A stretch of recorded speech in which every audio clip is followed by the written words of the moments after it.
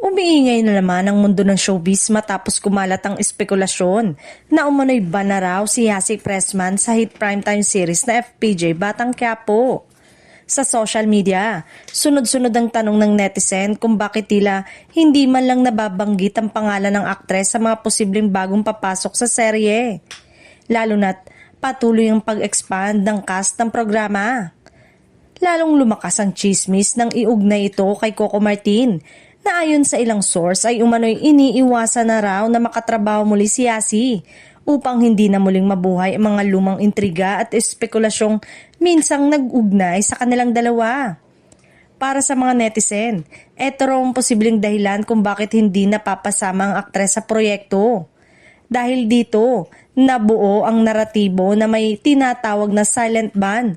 Hindi man opisyal na ipinapahayag, pero ramdam umano sa desisyon ng production.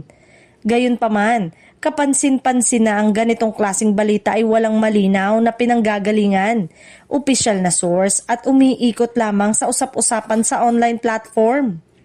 Sa katunayan, walang kumpirmasyon mula sa ABS-CBN, Dreamscape Entertainment o sa kampo mismo ni Coco Martin at Yasi Pressman na may anumang pagbabawal o personal na desisyong nagaganap sa likod ng kamera.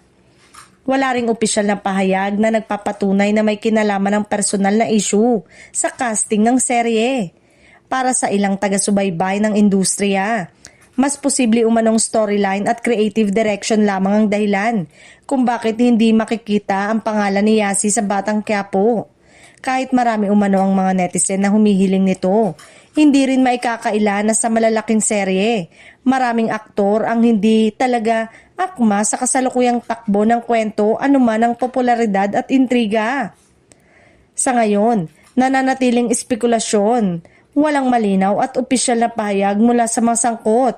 Hindi maaaring ituring na katotohanan ng umano'y ban kay Yasi Pressman at lalong hindi mapapatunayan na ito'y desisyon ni Coco Martin para lamang umiwas sa panibagong kontrobersya.